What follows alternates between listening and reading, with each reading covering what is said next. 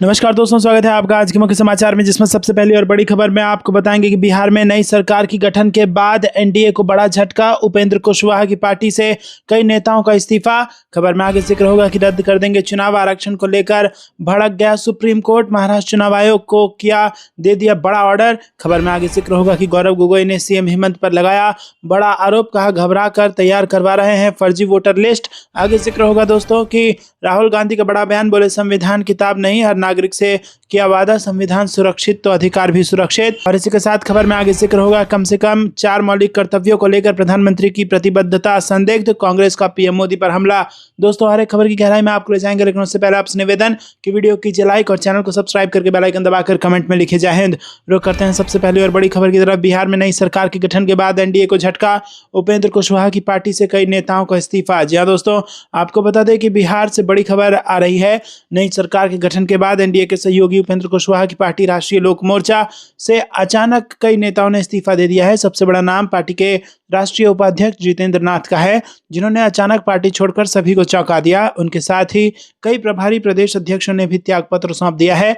जानकारी के अनुसार मदन चौधरी, प्रमोद यादव और राजेश रंजन सहित कई महत्वपूर्ण पदाधिकारियों ने अपना इस्तीफा सीधे उपेंद्र कुशवाहा को भेज दिया है। 2 इस्तीफे वायरल हुए हैं, जिसमें एक में राष्ट्रीय उपाध्यक्ष जितेंद्र नाथ ने पार्टी हाईकमान पर पार्टी के पुराने साथी होते हुए उन्हें बड़े फैसले में नजरअंदाज करने का आरोप लगाया है। उपेंद्र कुशवाहा की पार्टी राष्ट्रीय लोक मोर्चा से इस्तीफा देने वालों में पार्टी के राष्ट्रीय उपाध्यक्ष जितेंद्र नाथ और प्रदेश प्रवक्ता सह प्रदेश महासचिव राहुल कुमार के अलावा मदन चौधरी, प्रमोद यादव और राजेश रंजन का नाम सामने आ रहा है।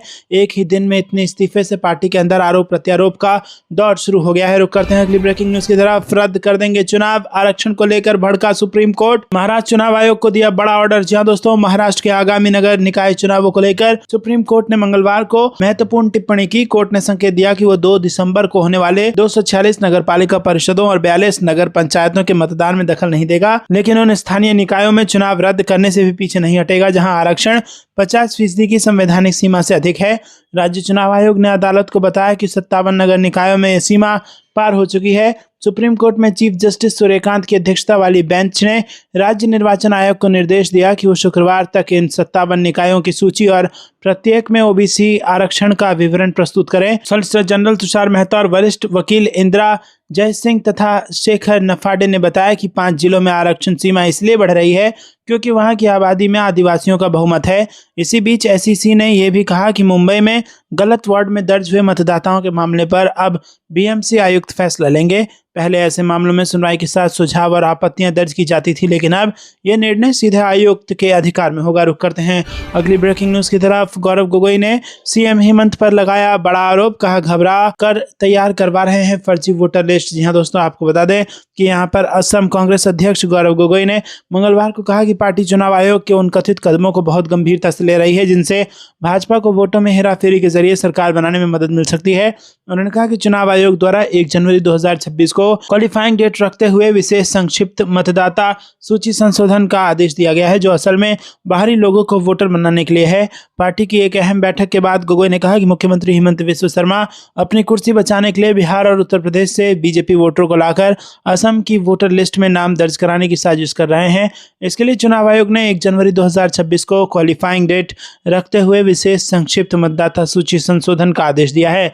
रुक करते हैं अगली ब्रेकिंग न्यूज की तरफ। राहुल गांधी बोले संविधान किताब नहीं, हर नागरिक से किया वादा, संविधान सुरक्षित तो अधिकार भी सुरक्षित। जी हां दोस्तों, संविधान दिवस पर कांग्रेस पार्टी ने आरोप लगाया कि प्रधानमंत्री नरेंद्र मोदी और गृह मंत्री अमित शाह राष्ट्रीय स्वयंसेवक संघ की भूमिका को आगे बढ़ाते हुए सुनियोजित तरीके से संविधान के सिद्धांतों, प्रावधानों और प्रक्रियाओं को कमजोर कर रहे हैं।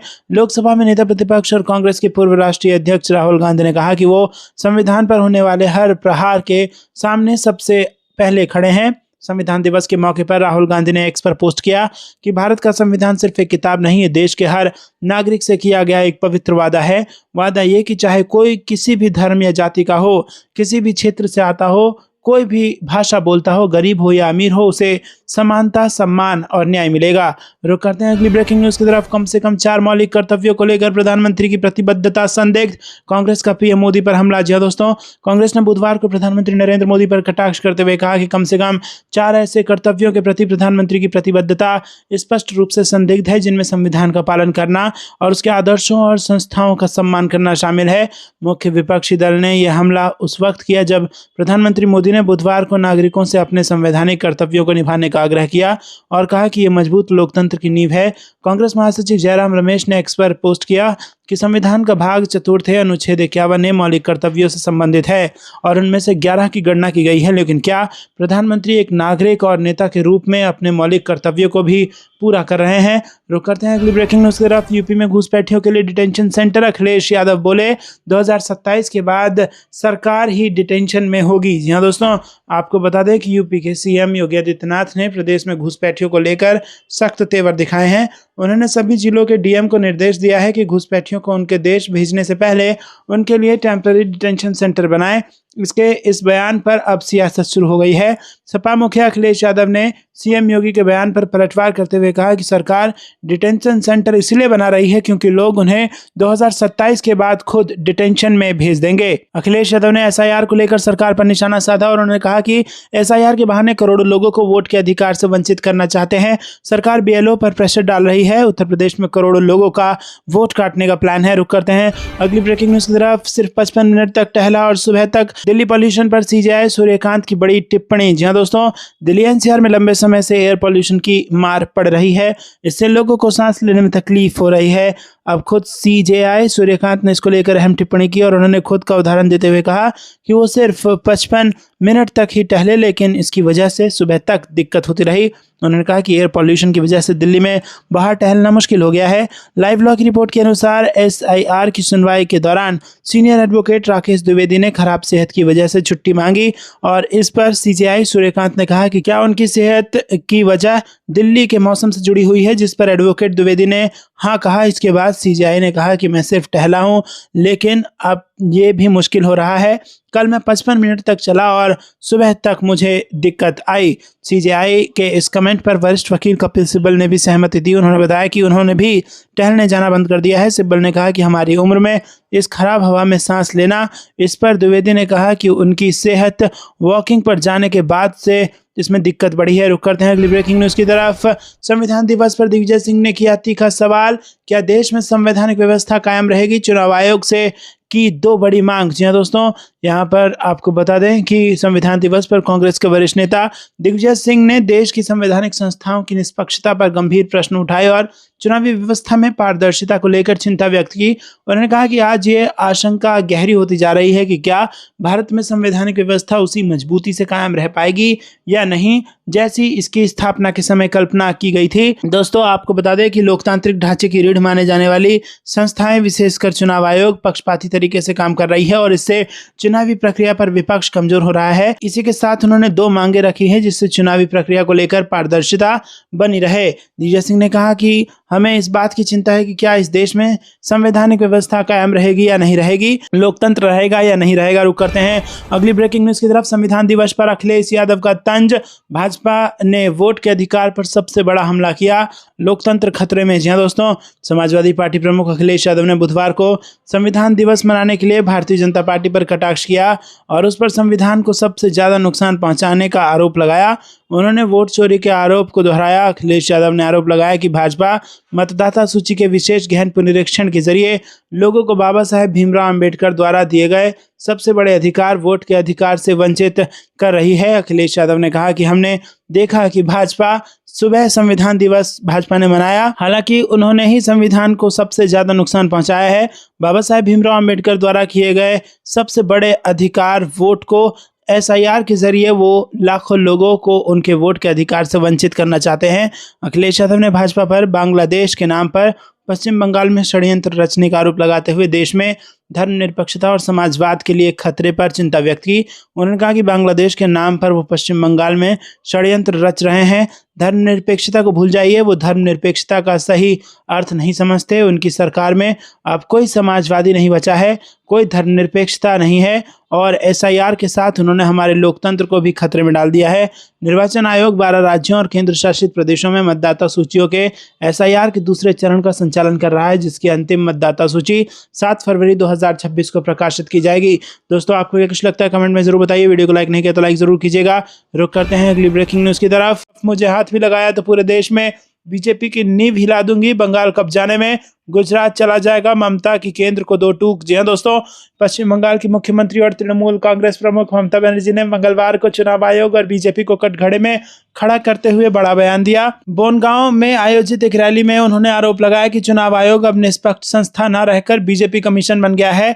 इसके साथ ही एसआईआर प्रक्रिया पर नाराजगी जताते हुए उन्होंने बीजेपी को खुली चेतावनी दी कि यदि बंगाल में उन्हें कमजोर करने की कोशिश की गई तो वह पूरे भारत में बीजेपी की नींव हिला देंगी। मुख्यमंत्री ने मुख्य निर्वाचन आयुक्त ज्ञानेश कुमार को पत्र लिखकर हाल में जारी चुनाव संबंधी 2 निर्देशों पर तत्काल हस्तक्षेप की मांग की है। बोनगांव की रैली में ममता बनर्जी ने एसआईआर प्रक्रिया और बीजेपी पर जमकर वार किया है। उन्होंने कहा कि एसआईआर के बाद जब मतदाता सूची का मसौदा जारी होगा तब लोगों को चुनाव आयोग और बीजेपी द्वारा निर्मित आपदा का एहसास होगा। ममता ने आरोप लगाया कि बीजेपी राजनीतिक तौर पर उनका मुकाबला नहीं कर सकती है और ना ही उन्हें हरा सकती है। उन्होंने चेतावनी देते हुए कहा कि अगर भाजपा बंगाल में मुझे चोट पहुंचाने की कोशिश करेगी तो मैं पूरे भारत में उसकी नींव हिला दूंगी। रुक करते हैं अगली ब्रेकिंग न्यूज की तरफ। राम मंदिर ध्वजारोहण के बीच अखिलेश यादव बोले पूर्ण करेंगे संकल्प, इशारों में दिए संकेत। जी हां दोस्तों, अयोध्या के राम मंदिर के मुख्य शिखर पर प्रधानमंत्री नरेंद्र मोदी ने मंगलवार को धर्म ध्वजा फहरा दी। इस बीच समाजवादी पार्टी के अध्यक्ष और उत्तर प्रदेश के पूर्व मुख्यमंत्री अखिलेश यादव ने सोशल मीडिया प्लेटफॉर्म एक्स पर एक पोस्ट किया जिसकी सियासी गलियारों में चर्चा होने लगी है। अखिलेश यादव ने इस पोस्ट में इटावा में बन रहे श्री केदारेश्वर महादेव मंदिर का उल्लेख किया है।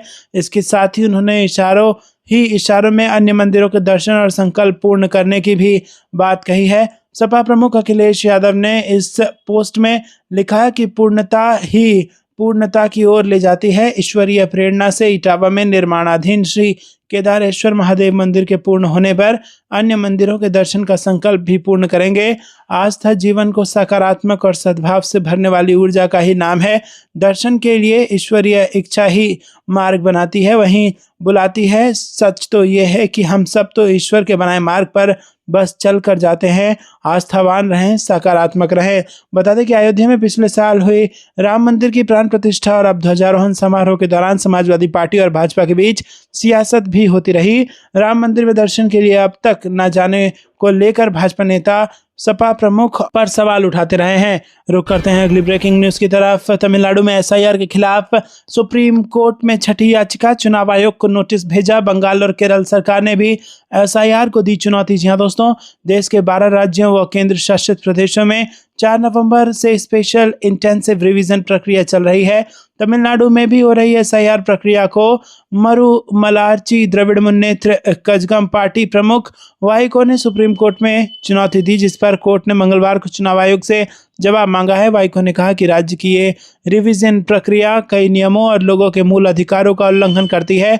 कोर्ट इस मामले में अगली सुनवाई 2 दिसंबर को करेगा।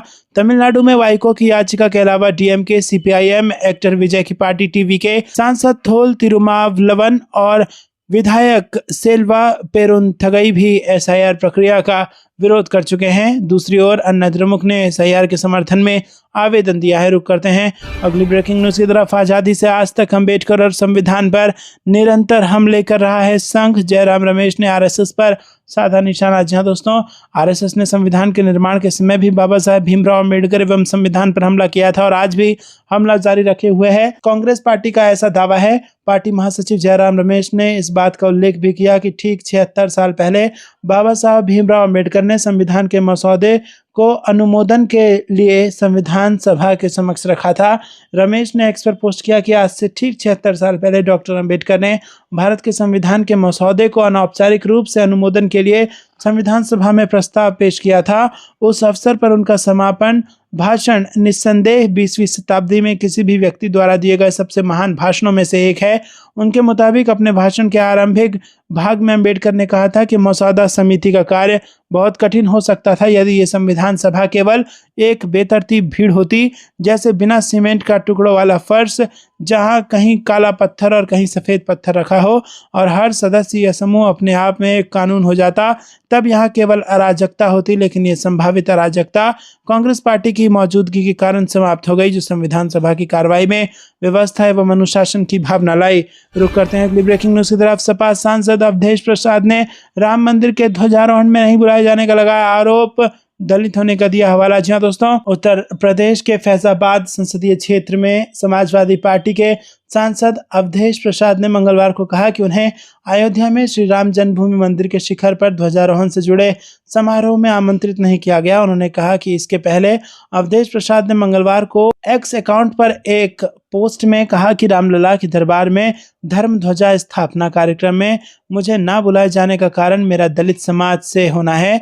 प्रधानमंत्री नरेंद्र मोदी ने मंगलवार को अयोध्या में राम जन्मभूमि मंदिर के शिखर पर राष्ट्रीय स्वयंसेवक संघ के सरसंचालक मोहन भागवत, उत्तर प्रदेश के मुख्यमंत्री योगी आदित्यनाथ, राज्यपाल आनंदीबेन पटेल, साधु संतों, आदिवासियों समेत अनेक मेहमानों की मौजूदगी में ध्वजारोहण किया। हालांकि इस कार्यक्रम में स्थानीय एसपी सांसद के नहीं रहने पर सवाल खड़े हो गए हैं। रुक करते हैं अगली ब्रेकिंग न्यूज की तरफ। बिहार विधानसभा अध्यक्ष पद के लिए बीजेपी जेडीयू में खींचतान, नामों की हो रही चर्चा। जी हाँ दोस्तों, रुक करते हैं अगली ब्रेकिंग न्यूज की तरफ। महंगाई और वादा खिलाफी पर कांग्रेस का हमला, बीजेपी के मुफ्त सिलेंडर योजना को बता दिया जुमला। जी हाँ दोस्तों, दिल्ली में होली और दिवाली पर महिलाओं को मुफ्त गैस सिलेंडर देने के बीजेपी के वादे को लेकर कांग्रेस ने सोमवार को जोरदार विरोध प्रदर्शन किया। प्रदेश कांग्रेस अध्यक्ष देवेंद्र यादव की अगुवाई में कार्यकर्ता रसोई गैस सिलेंडर की शव यात्रा निकालने पहुंचे, लेकिन पुलिस ने जंतर मंतर पर कार्यक्रम की अनुमति न देते हुए इसे रोक दिया। कांग्रेस ने इसे लोकतांत्रिक अधिकारों पर हमला बताते हुए बीजेपी सरकार पर गंभीर आरोप लगाए। कांग्रेस अध्यक्ष देवेंद्र यादव ने कहा कि जंतर मंतर देश की लोकतांत्रिक आवाज का प्रतीक है, लेकिन बीजेपी सरकार विपक्ष को रोकने के लिए प्रशासन का सहारा ले रही है। उन्होंने दावा किया कि कांग्रेस ने कार्यक्रम की अग्रिम सूचना दी थी, फिर भी पुलिस ने विरोध रोक दिया। यादव ने आरोप लगाया कि दिल्ली नगर निगम के 12 वार्डों में होने वाले उपचुनाव से पहले बीजेपी हार के डर से ऐसे कदम उठा रही है। वहीं दोस्तों, आपको बता दें, जानकारी के अनुसार सिलेंडर शव यात्रा में कई वरिष्ठ कांग्रेस नेता शामिल हुए। इनमें एआईसीसी सचिव दानिश अबरार, पूर्व मंत्री डॉक्टर नरेंद्र नाथ, संचार विभाग के चेयरमैन अनिल भारद्वाज, पूर्व विधायक विजय लोचव समेत कई सारे नेता शामिल हुए। रुक करते हैं अगली ब्रेकिंग न्यूज की तरफ। बंगाल में एसआईआर पर बवाल, भाजपा कार्यकर्ताओं बीएलओ के बीच झड़प, जमकर नारेबाजी और कहासुनी। जहां दोस्तों, कोलकाता में भाजपा कार्यकर्ताओं का पश्चिम बंगाल के मुख्य निर्वाचन अधिकारी कार्यालय के सामने बीएलओ के एक फोरम के प्रदर्शनकारियों से आमना सामना हो गया। इस दौरान पुलिस ने बीच बचाव किया। सीनियर अधिकारी ने मंगलवार को ये जानकारी दी। बीएलओ अधिकार रक्षा समिति के कई सदस्य सीईओ कार्यालय के बाहर धरने पर बैठे थे। उनका आरोप था कि मतदाता सूची के एसआईआर के दौरान उन पर काम का अत्यधिक बोझ है। मामला तब बिगड़ गया जब कोलकाता नगर निगम पार्षद सजल घोष के नेतृत्व में लगभग 50 भाजपा कार्यकर्ता रात 11 बजे मौके पर पहुंचे। सीईओ कार्यालय में बंद चुनाव आयोग के अधिकारियों को डराकर एसआईआर को रोकने के तृणमूल कांग्रेस के कथित प्रयास के खिलाफ नारे लगाने लगे। रिपोर्ट के मुताबिक स्थिति तब बिगड़ गई जब प्रदर्शनकारी बीएलओ ने जवाबी नारे लगाए। भाजपा पर पश्चिम बंगाल में वास्तविक मतदाताओं के नाम हटाने के लिए निर्वाचन आयोग के साथ मिलीभगत से काम करने का आरोप लगाया। उन्होंने ये भी आरोप लगाया कि भाजपा कार्यकर्ता शांतिपूर्ण प्रदर्शन कर रहे बीएलओ को आतंकित करने और भड़काने की कोशिश कर रहे थे, जो केवल सीईओ से मिलना चाहते थे। घोष ने दावा किया कि प्रदर्शनकारी बीएलओ नहीं है, वो तृणमूल समर्थित संगठनों के नेता हैं। बीएलओ फोरम के सदस्यों ने आरोप को खारिज कर दिया। जब दोनों समूह मीडिया कर्मियों के सामने एक दूसरे पर कटाक्ष कर रहे थे, तभी उपायुक्त इंदिरा मुखर्जी के नेतृत्व में पुलिस बल उनके बीच खड़ा हो गया ताकि वो टकराव होने से रोक सकें। रोक करते हैं अगली ब्रेकिंग न्यूज की तरफ। मध्य प्रदेश में बीएलओ के सहायक के रूप में बीजेपी कार्यकर्ताओं की नियुक्ति, एसआईआर मामले में अधिकारियों से मांगा गया स्पष्टीकरण। जी हाँ दोस्तों, यहाँ पर आपको बता दें कि मध्य प्रदेश में चल रहे मतदाता सूची के विशेष गहन पुनरीक्षण में बूथ लेवल ऑफिसर के सहायक के रूप में भाजपा कार्यकर्ताओं की बाकायदा नियुक्ति किए जाने पर बखेड़ा खड़ा हो गया है। दतिया जिले में सामने आए इस मामले की कांग्रेस ने शिकायत की है। आपको ये कुछ लगता है दोस्तों, कमेंट में बताइए। वीडियो को लाइक नहीं किया तो लाइक जरूर कीजिएगा। रुक करते हैं अगली ब्रेकिंग न्यूज की तरफ। खड़गे राहुल गांधी ने धर्मेंद्र के निधन पर जताया शोक, बोले सिनेमा में योगदान हमेशा मोहब्बत के साथ रखा जाएगा याद। जी हाँ दोस्तों, आपको बता दें कि भारतीय सिनेमा जगत में ही मैन नाम से मशहूर दिग्गज कलाकार धर्मेंद्र अब हमारे बीच नहीं रहे। लंबी बीमारी की वजह से सोमवार को 89 वर्ष की उम्र में उन्होंने अपनी अंतिम सांस ली। मनोरंजन क्षेत्र के साथ राजनीतिक जगत के लोगों ने भी धर्मेंद्र के निधन पर शोक प्रकट किया है। कांग्रेस के राष्ट्रीय अध्यक्ष मल्लिकार्जुन खड़गे और नेता विपक्ष राहुल गांधी ने भी धर्मेंद्र के निधन पर शोक जताया है। कांग्रेस अध्यक्ष खड़गे ने सोशल मीडिया प्लेटफॉर्म एक्स पर पोस्ट कर लिखा, भारतीय फिल्म जगत ने आज एक बहुमूल्य सितारा खो दिया। मशहूर अभिनेता धर्मेंद्र अब हमारे बीच नहीं रहे। 2012 में पद्म भूषण से सम्मानित धर्मेंद्र ने दशकों तक सिनेमा प्रेमियों के दिलों पर राज किया और अपने अभूतपूर्व अभिनय व सादगीपूर्ण जीवन से एक गहरी छाप छोड़ी। उनका निधन एक युग का अंत है। दुख की इस घड़ी में मैं उनके परिवार और करोड़ों प्रशंसकों को गहरी संवेदनाएं व्यक्त करता हूं। ईश्वर उनकी आत्मा को शांति प्रदान करे। दोस्तों, रुक करते हैं अगली ब्रेकिंग न्यूज की तरफ। नीतीश कुमार से अभी गृह मंत्रालय छीना गया, बीजेपी बहुत जल्द मुख्यमंत्री की कुर्सी भी ले लेगी, मुकेश साहनी का दावा। जी हाँ दोस्तों, यहाँ पर वीआईपी पार्टी प्रमुख मुकेश साहनी ने बिहार की राजनीति पर एक बार फिर बड़ा हमला बोला।